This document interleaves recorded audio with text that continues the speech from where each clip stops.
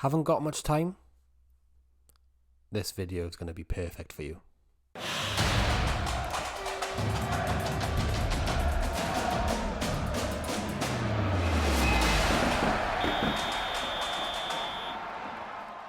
Hello and welcome back to FM Blog, the original Football Manager YouTube channel. Today I'm going to be sharing with you 3 of my top tips to speed up your Football Manager experience. Now, if you're anything like me, you might have found that your Football Manager save has taken a long time to play. It's a game that generally takes a lot of your attention and you get very invested into it. So it's going to take up a lot of your time anyway. So I think it's important to try and not cut corners, but minimize time in areas where you can. It's kind of like process optimization. Can we cut that bit out of the game? Do we need to do this section of the game which is taking up a little bit of time? If the answer is no, it can go in the bin. So I'm going to share with you my 3 top tips that I've learned myself that help me speed up my Football Manager experience and the mistakes that I've made that have led me to these solutions. Now, with that being said, don't forget to smash that like button if you appreciate these videos. That really helps our channel out. Hit subscribe if you're new. We've got plenty of content already on the channel surrounding Football Manager 2021. Hints, tips, tricks, guides, wonder kids, the lot, and lots more coming soon. Tip number 1, trust the system recommendations. Now, every time you start up a new game, Football Manager will automatically suggest some settings for you. Here, because I'm a Welsh lad, they have suggested that I take over Total Network Solutions, or the New Saints, as they now like to be called, in the Welsh Premier League. No.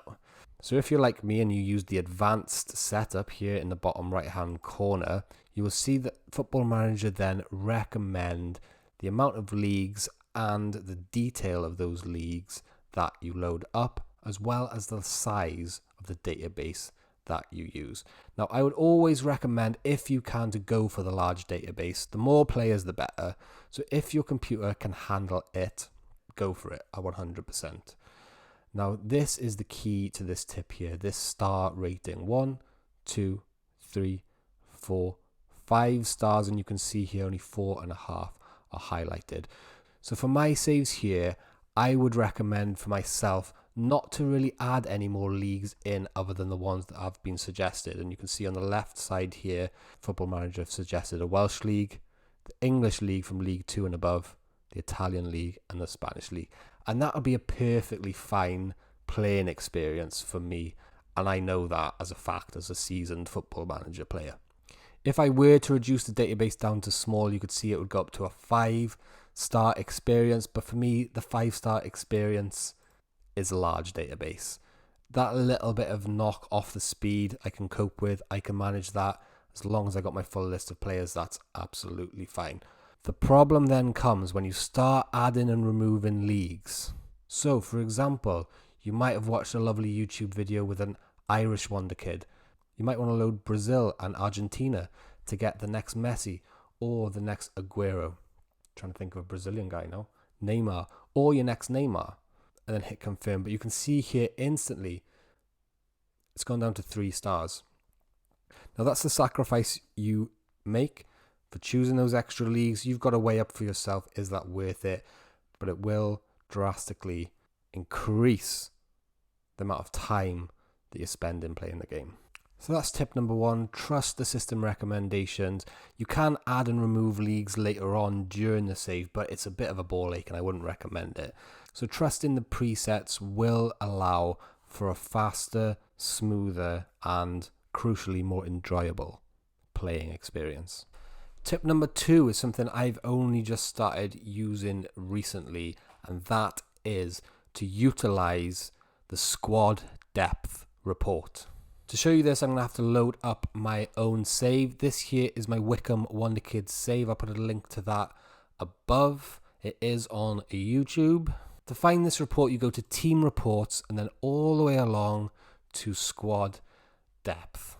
Something I've always done in Football Manager for many years is write down my own squad, be it in a notepad or on the back of an envelope, just to make sure I've got 2 decent players in each position. Something I've discovered very recently, which saves me a lot of time, is this screen here, the squad depth report. And what I love about this report is you can actually change recommendation from each staff member. So I can click on my head of youth development there, who might have better attributes when it comes to judging player ability and judging player potential, or on my coach Paul Robinson, who I know is very good at motivating, determinating. He's like the Terminator. But I do know Paul Robinson has got good judging of player ability. Something that I found out after I found this report is that it's actually customizable. So if you don't agree with Paul Robinson's evaluation of your squad here, you can actually remove Nick Hallett from the striker position, and David and Hannibal, anybody else you might want to remove, and just keep the 2 or 3 players that you want in that position. That way you have just saved yourself a hell of a lot of time writing down all your team sheets every single time you start a new save in your notepad, on the back of envelopes, and you've saved the trees as well. You've saved the rainforest. It also helps you in giving you a second opinion and maybe correcting a mistake that you might have made. So for example, a loanee that I've got here, Mr. T. Rhyn from the lovely land of Germany, is actually better than anybody else I've got in that position, and he was on the bench for me previously, so it makes me think, should I be playing this player more regularly alongside Hannibal rather than not playing him at all? Tip number 3 is to use and rename custom views. And to show you that, I've popped on over to the team selection screen, and I'll just go over here to the top left hand side where we see selection info. Now if you're anything like me, you're always flipping through different views, be it contract view, general info to see a player's age or height, transfer, I don't use transfer actually, to be honest with you, selection info to see a player's form in the last 5 games or their general condition. But something I always like to do, and you'll probably know this if you've watched the channel for any length of time, is insert columns. I'm always inserting columns, be it training happiness into the team selection info, or say minimum fee release clauses into the contract info when I'm searching for players. I mean, it's not here now in my actual squad. So the problem I had then is I would just end up with loads of different views in the view section, but I would have no clue which one is which. I just have copy of selection info, which might have an inserted column, copy of general info, which might have an inserted column. I also did have one which I just moved everything down there so that my head could be in the same screen on my YouTube videos as all the data. That is when I twigged that I should start renaming these views, so I can really quickly switch to the ones I want when I need them, for example, when I'm making a YouTube video. So tip number 3 is not only to use custom views, but to immediately change the name of that custom view once you're happy with it. So you can see on this section here, there is a portion called rename current view. That is the key to this whole part. So copy of general info now becomes YouTube team selection.